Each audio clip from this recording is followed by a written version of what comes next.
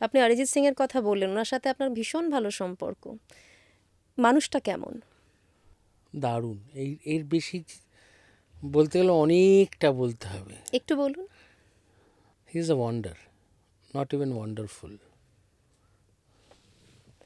মানুষ তো ওনার মানে ধরাছোঁয়াই নাগালের বাইরে।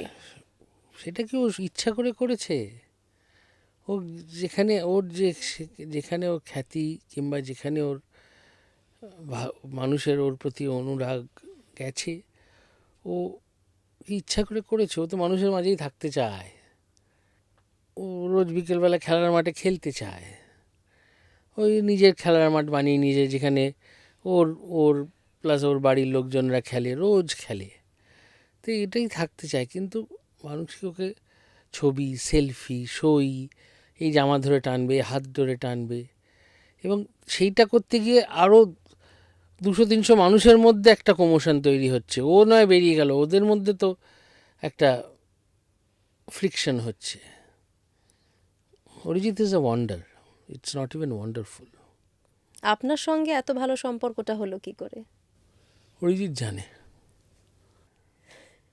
অরিজিৎকে প্রশ্ন করলে অরিজিৎ বলবে ইন্দ্রজিৎ দা জানে, আমি জানি না। ওনাকে পাওয়া গেলে তো প্রশ্ন করব, কোনোদিন পাওয়া গেলে অবশ্যই এই প্রশ্নটা আমি করব। অরিজিতের বোধহয় সর্বসাকুল্যে 4-5টা ইন্টারভিউ আছে। কারণ ওর একটাই বক্তব্য, যেটা আমারও বক্তব্য, কিছু বলার নেই। এখনো পর্যন্ত কিছু করিনি যে এত কিছু বলবো। আমাদের তো অনেক কিছু শোনার থাকে। না, আমার তো বলতে ইচ্ছা করতে হবে।